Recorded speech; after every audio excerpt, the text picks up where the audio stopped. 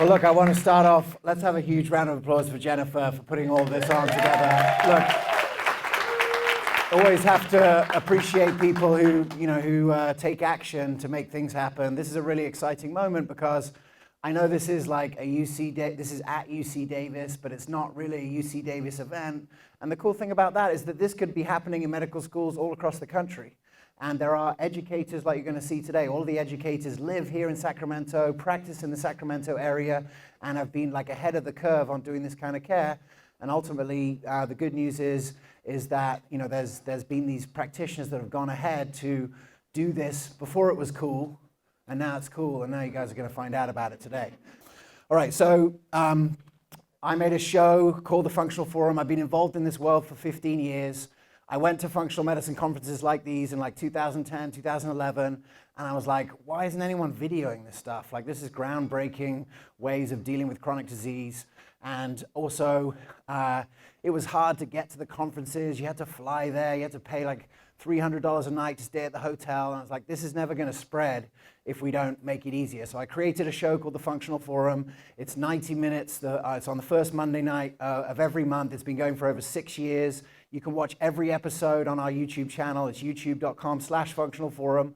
On Monday night, we're doing our 74th episode live from Bastyr University in Seattle, Washington. We're going to be announcing 2020 as the year of resilience. We're going to have a whole talk on resilience, which is really an understanding of health outside of disease, right? We learn about health in context of disease prevention, but what is resilience? Resilience is about health beyond disease, and so you can tune in. It's going to be a live show.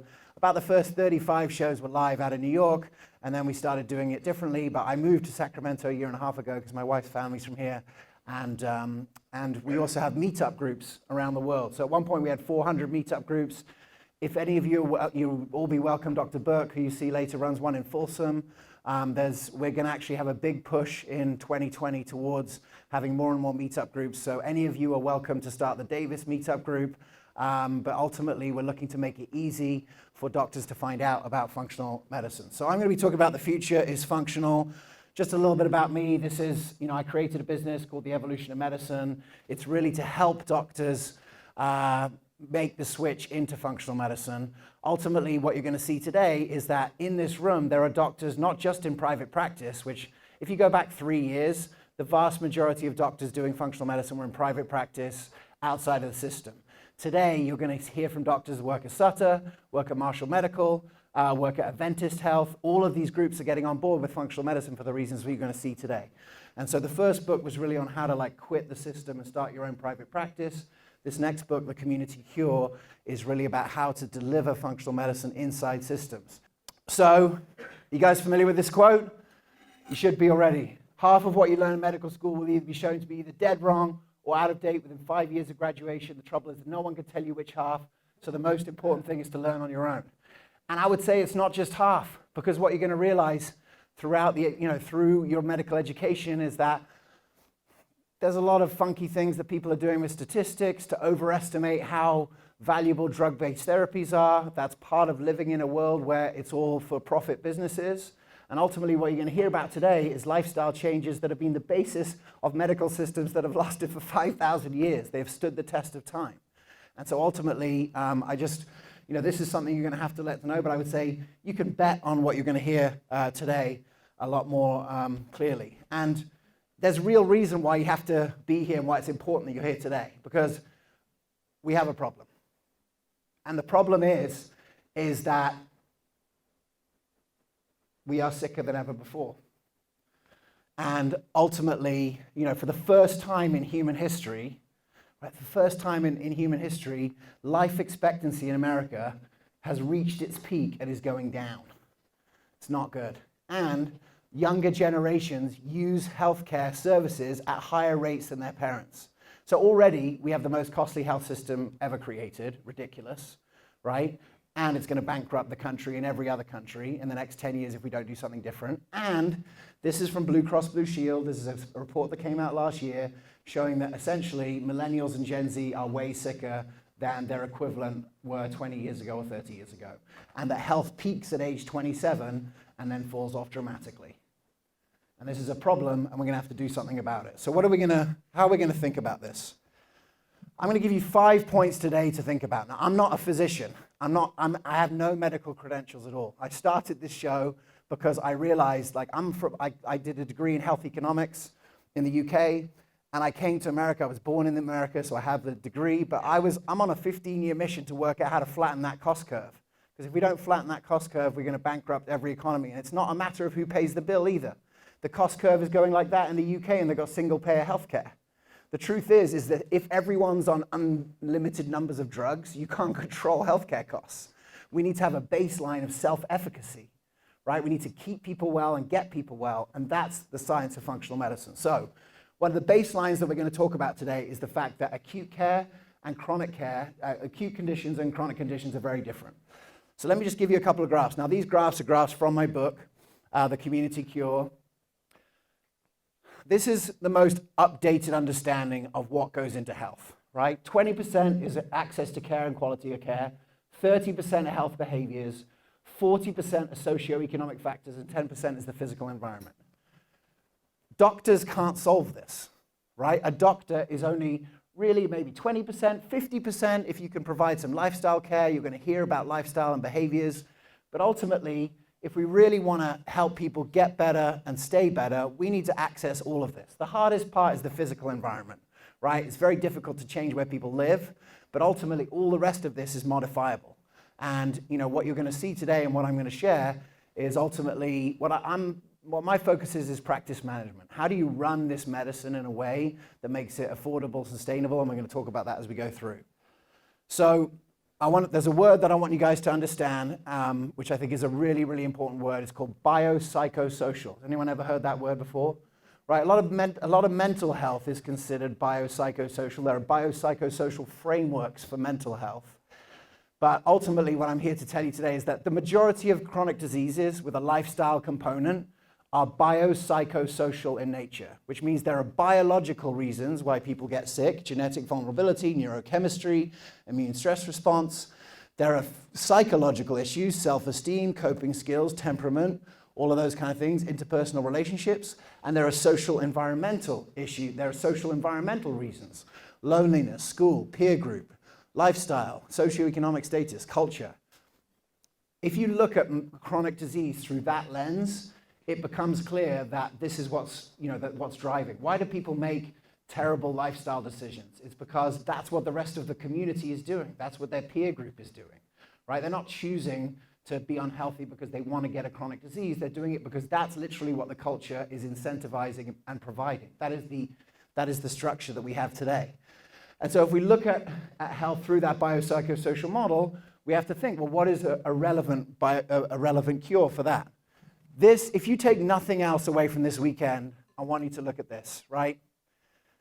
This is from Nature in 2015, and I want you to really think about what this should make you clear to all of you is that these are the top 10 selling drugs in America by dollar value. For every person they do help, Black, the 10 highest grossing drugs in the United States fail to improve the conditions of between 3 to 24 people. I bet you thought that those drugs all work the other way around, right? That, let's say, Crestor, the statin, if you look at the number, if you look at the stats that you get in a medical diet, we'll say, oh, statin's unbelievably effective. Well, if you knew that only 1 in 24 people benefited from, this is because these numbers are numbers needed to treat, right? Health statistics are used are used to overinflate the value of drug therapy in general. And number needed to treat, this is from Nature in 2015, and it shows, Humira, 1 in 4, that drug costs $5,000 a month, right? Remicade, 1 in 4, Enbrel, 1 in 4. Look at Nexium. All right, so I hope this helps you realize that, one, we need a personalized approach, and more than anything, a biological-based solution for a biopsychosocial illness is not working all that well. And we may need to think about how we do things differently. All right. Second, and I want to just put this in, is that loneliness is the biggest driver of all-cause mortality. Think of all the factors, think of everything that we've focused on with regard to public health wins. Getting people to stop smoking, getting people to eat vegetables, getting people to not be alcoholics, right? Huge deals in public health over the last however many years. But this is a study, you can find it in the book, the details. Risk for chronic disease-related mortality, physical inactivity, alcohol, smoking, high social stress. We also have, right now, the loneliest generation in history. And this is one of the reasons why the chronic disease is out of control in even younger people. A quarter of millennials say they have no friends. Loneliness, a key factor in millennial health decline. Young, successful, busy, yet lonely. A generation empowered by the internet and plagued by loneliness. Now, I'm literally like the only guy in functional medicine at this moment that's talking about this because I just released a book like 2 weeks ago on group-delivered care, and we're going to talk about that in a minute.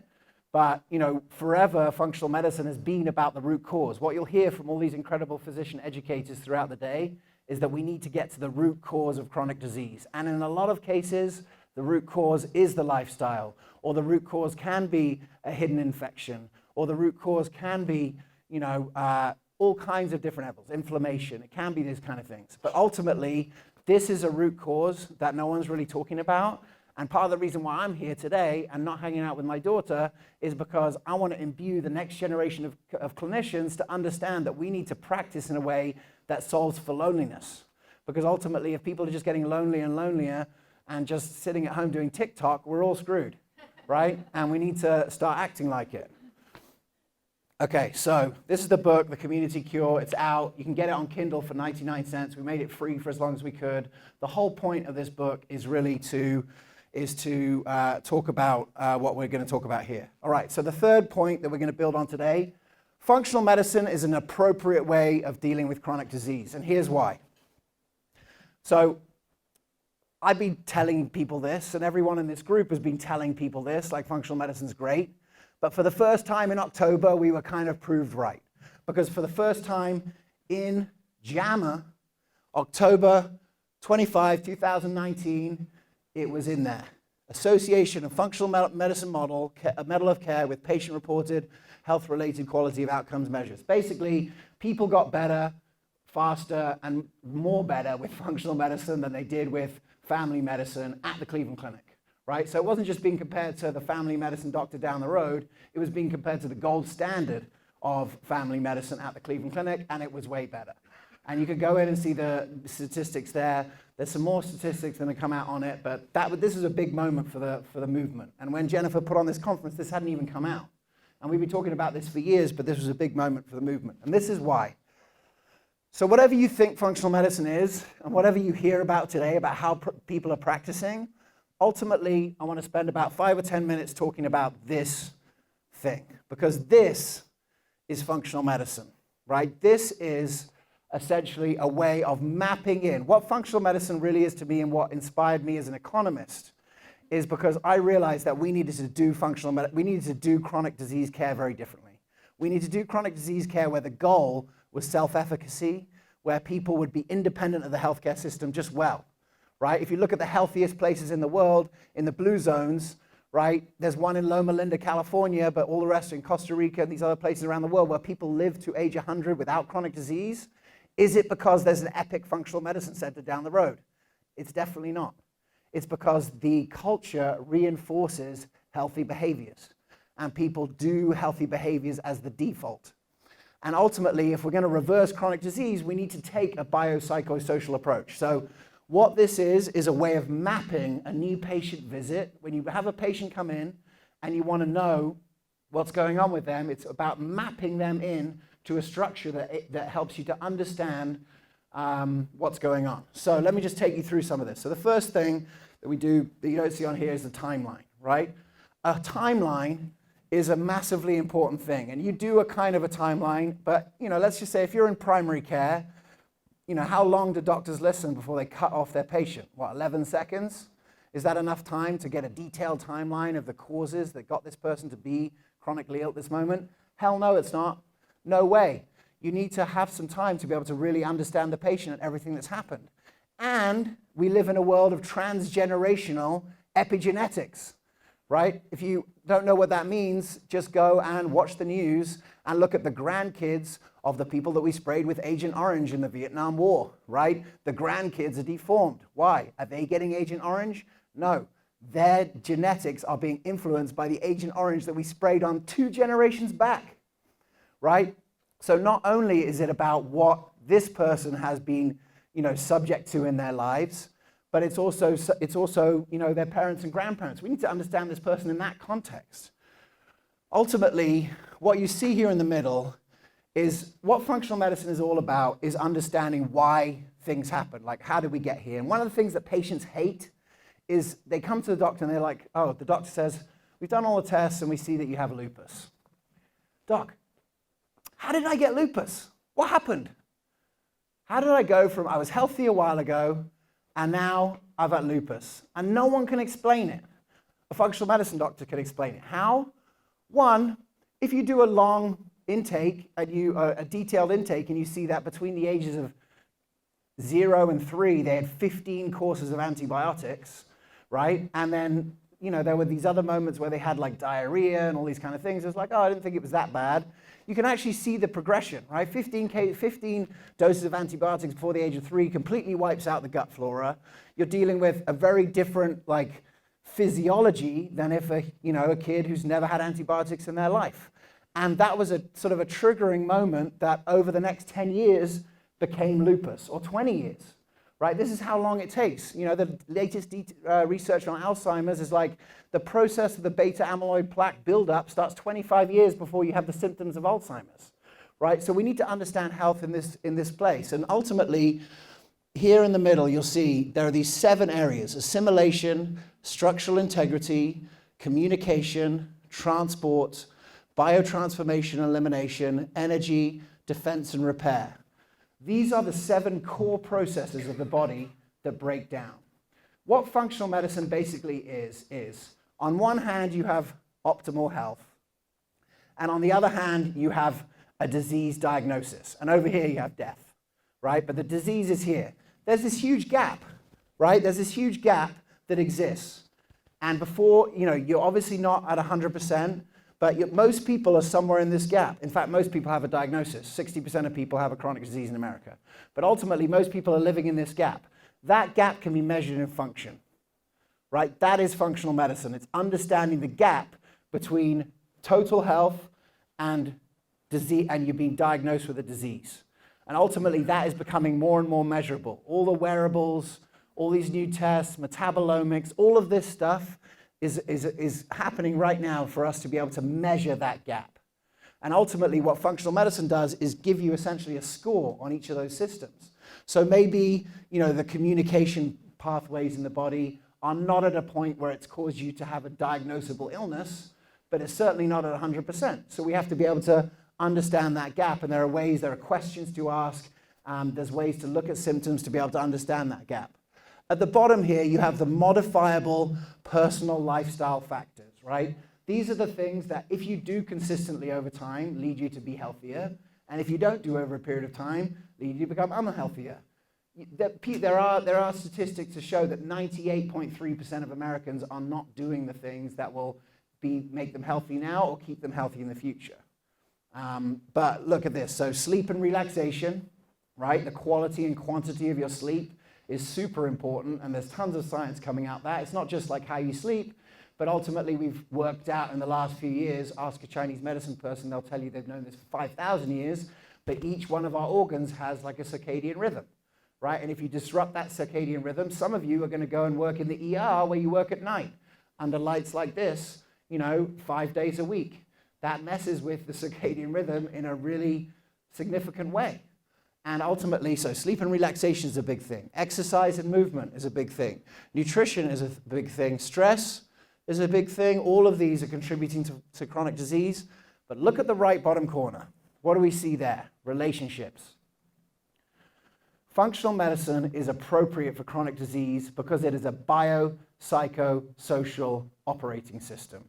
You ask in the intaking, tell me about your relationships. What about the quantity and quality of your relationships? Are you being nourished at that level? right? This is why functional medicine is appropriate for chronic disease, because it is a biopsychosocial input to a biopsychosocial problem. On the left, you'll see retelling a patient's story, antecedents, triggers and mediators, predisposing factors, activators and contributors. Now, ultimately, there are some people in this room, some doctors you're going to hear from, who are certified in practicing this medicine. Dr. Berg, I know, Nikki and Dr. Long and Dr. Shorrock are pediatricians trained in this. But ultimately, this is sort of like a foundation that most doctors kind of at least are practicing from. And if they're not doing the intake exactly like this, they're thinking in this way, right? They're doing when they do the intake, they're thinking about things in this way. They're thinking about what processes in the body broke down to a point where now we have a diagnosable illness. I guess I just want to just contrast, right? The reason why medicine has not caught up with this, and the reason why this hasn't been part of your education thus far, is not any sort of dastardly, wicked scheme. It's just the fact that the medicine that we practice today was created in an era where the number one, like if you look at where we were 70 years ago, what were people dying from? It was acute infections and trauma, right? And so medicine was created with that structure. Why do you see the doctor first? Why do you see the most expensive provider first? Because you need the best diagnostician right there at the beginning, because it could be a moment of life or death if you come in with an infection. And then why do we go to drugs first? Because in acute disease, drugs are the best tools. Ultimately, in acute disease, the doctor is the most important person in the room.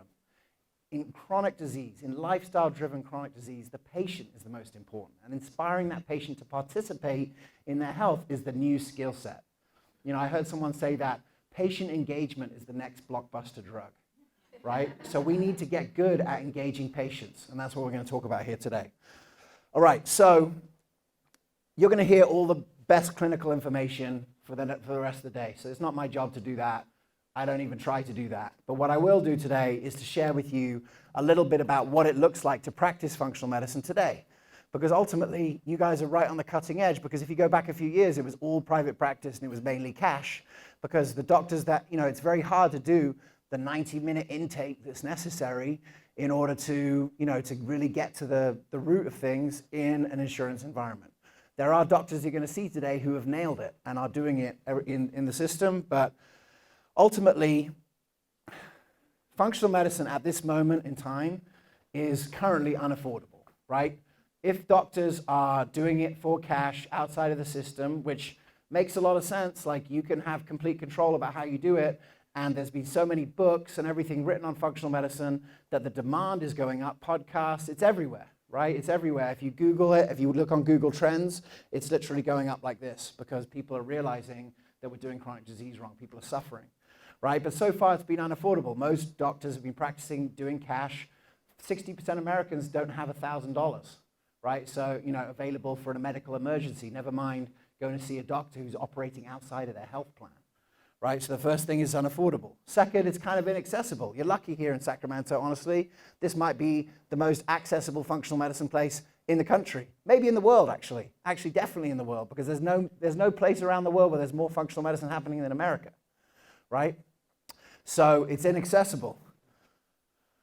It's inefficient. 90-minute intake, are you kidding me? How the hell are we going to see enough people to like make money or to make a business out of this?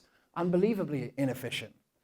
Hard to scale, right? Not easy to do in any way because, you know, you've only got a few doctors that are trained in it, and ultimately, you know, it's not a very scalable solution when you have doctors that have to take 90 minutes.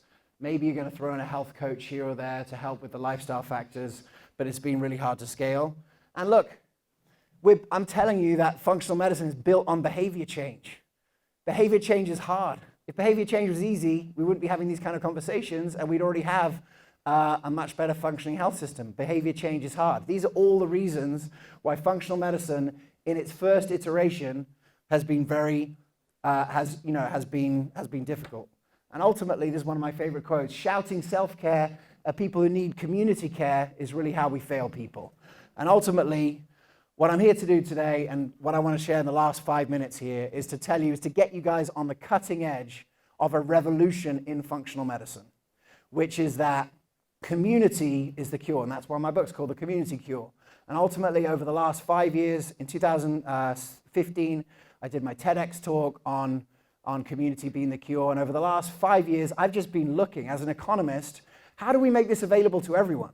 How do we make this available to poor people, right? Because ultimately, rich people can already get it. You can go and pay a functional medicine doctor here, San Francisco, whatever, like you can get it. How are we going to do it to poor people? And how are medical students like you going to be able to deliver this in a way that actually makes an impact on any of the numbers that we saw, right? We're not making an impact by getting doctors to like leave the system and treat rich people. Like it's okay and it's valuable. And we've showcased in the last 20 years, so much has happened to be able to show that like this can reverse chronic disease. And there's data now coming out to show, but community is the cure. This personalized medicine you're going to hear about is the future, but for people who are disempowered, it's a fairy tale, right? If you don't have a car, you can't change your diet. If you work 4 jobs and have 3 kids, you can't change your diet. You can't start a yoga regime, right? Let's be real about this. So ultimately, what we need to do is we need to solve the social determinants of health. Look at Kaiser. What is Kaiser coming out and saying? They need to solve the social determinants of health. Well, I'm here to tell you today that there are systems in place right now that solve the social determinants of health. And what it looks like is this: getting people and treating people in a group, right? We treat alcoholism in a group since the 1930s, right? Alcoholism has been treated in groups. Why? What do alcoholics need? They need empowerment and accountability. What do alcoholics not need? Drugs and doctors, right? The thesis in the book that you can read is basically that all lifestyle-driven chronic disease could be treated in groups, because ultimately we're building a system on behavior change, and behavior change happens in groups. It's very hard as a doctor, any sort of doctor, no matter how motivational speaker Tony Robbins you are, it's very difficult to get people to do behavior change when you only have a half an hour window with them every month, or every 3 months, or every 6 months. The rest of the time they're in their environment, and Pizza Hut's just on the corner. Pizza Hut's going out of business, but still, now you can have it delivered, right? So ultimately, if I was doing a longer presentation, I would take you through all the examples of group delivered care. But there are actually some amazing examples in this room that you may hear about later, because I've got a big microphone in functional medicine and I've been shouting it at people for about 6 months. So I made a whole podcast series last year.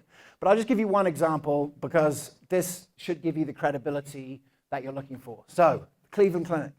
I mentioned to you at the beginning. So part of the reason why my show took off, I made this show every month for 6 and a bit years. But on the 4th episode, Mark Hyman showed up, and it was the first time we got the live stream working. We'd had some technical difficulties in the first few shows. But the first time the live stream worked, Mark Hyman came on, this is May 2014, and announced the Cleveland Clinic Center for Functional Medicine. The first time that a major academic center was going to do functional medicine in the system. So what happened? They launched the system, they started doing it, they hired some doctors. Guess what happened? The demand went through the roof, because now for the first time functional medicine is like hot, and they're doing it in this center that is known for innovation, and the supply is minimal for all the reasons that I just showed you. It's inefficient, it's hard to scale, it's all these things. So about 2 years in, an administrator at the center is like, we got a 2,000 person waiting list. At the time this takes, that's going to take us 2 years to clear, and that's if we can hire any more doctors, and there's not that many more doctors that are trained in functional medicine that want to live in Cleveland. So we've come to an impasse. So what are we going to do? So they create something called Functioning for Life. And Functioning for Life is a 10-week, 2-hour-a-week group visit run by PAs, health coaches, and dietitians. And it's all available on insurance. And in that 10-week group visit, 50% of people improve their health by 5 promise points. Improving anything by 1 promise point is unbelievably hard. In fact, going back to that study earlier that was in JAMA, family medicine in 6 months, not functional medicine, improved people on the average by 0.32 promise points, a third of a promise point. So half the people were being improved by 50%. Why? Because you're solving loneliness. You're introducing people who want to get healthy to each other. You're teaching self-efficacy. In those 10 weeks, people learn how to eat properly. They learn how to meditate. They learn how to sleep properly. They don't just learn about it. It's not a didactic lecture. They do it. They actually do it, right? They practice meditating there. They learn how to read their own labs, right? They learn how to read those basic labs. What do these labs mean? This is empowerment medicine, ladies and gentlemen, and this is endorsed by the Cleveland Clinic. And as of January 2020, they are now teaching organizations how to do this. They actually haven't done the first one yet, but like you are literally on the cutting edge, maybe even the bleeding edge here today. And look, I would say by showing up at an event like this, where you don't have to, where you could be doing anything else on your Saturday, you know, all the rest of the medical students are hungover in bed. But you guys are here because you care about the future of medicine, and you're getting right into what this looks like, right? We're doing chronic disease all wrong. Chronic disease all right is being done in the Cleveland Clinic right now. Groups of people being empowered towards self-efficacy. You can Google Functioning for Life. If you read the book, you'll learn all about it. You can get, if you have Kindle, you can get the book for like 99 cents right now. So, as soon as you start doing functional medicine in groups, what happens?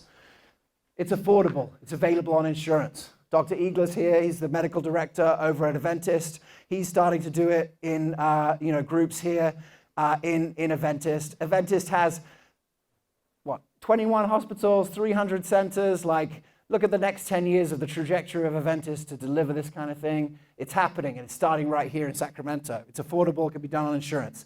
It's accessible, because now it can be done in systems. It's not done just by the doctor in private practice in a strip mall in Folsom. It's being done everywhere, right, in all kinds of systems. It's efficient, so efficient, right? Educating 20 people at a time, right? Peer-to-peer delivery of value in healthcare, like one person inspiring another person to be healthy, patient to patient, is the most efficient medicine there ever has been, right? That is an inexhaustible resource. Peer-to-peer delivery of value is the only inexhaustible resource in medicine, and we're using it at basically 0% capacity. So anything we can do to get one patient to inspire another patient is super, super valuable, super efficient.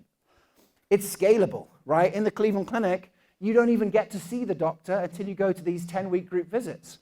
All of these doctors, if you combined every doctor in this room and added up the number of years of functional medicine experience of all of them, you've got like over 100 years of experience here, right? This might be one of the most experienced rooms of functional medicine here. That's good until you try and think about scaling it up, right? How long did it take each of these people to become proficient in functional medicine? It takes a while to learn, to think through this lens. At the Cleveland Clinic, I interviewed a PA. She had never heard of functional medicine, and she had never run a group visit. And within 6 weeks, she was crushing it.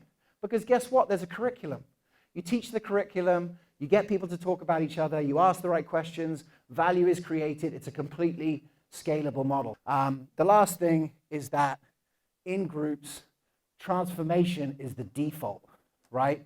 Behavior change in one-on-one is really hard, right? It's hard to get people to change behavior.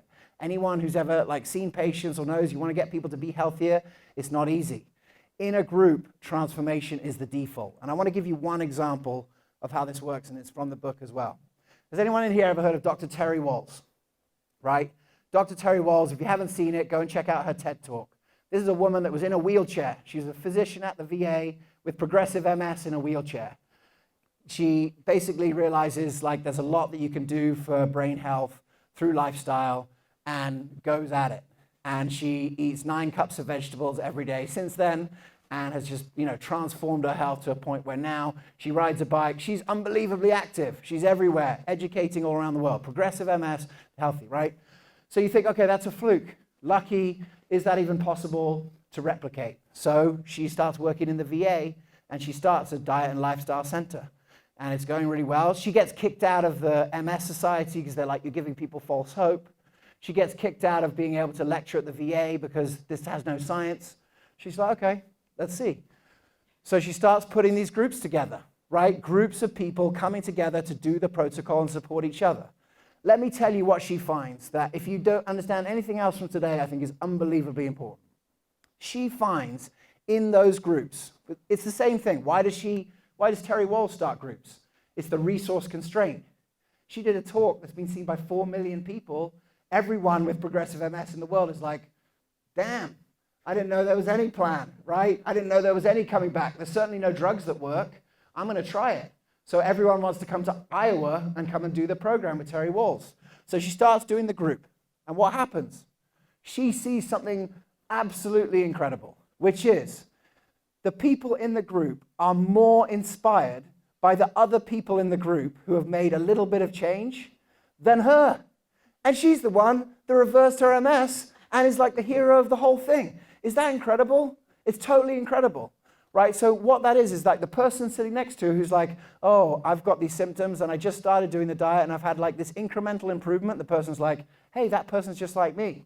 What you'll see up here today is a group of like very good looking, very svelte educators, right? And ultimately what patients who are like maybe morbidly obese might think is like, you don't know what it's like to be like me. You don't know what it's like to have a chronic disease like me. Look how healthy you look. That is a problem, right? And I'm not saying, we've said for years that it's important that doctors and practitioners walk the talk. But ultimately, if we want to inspire people, they need to think that it's like us.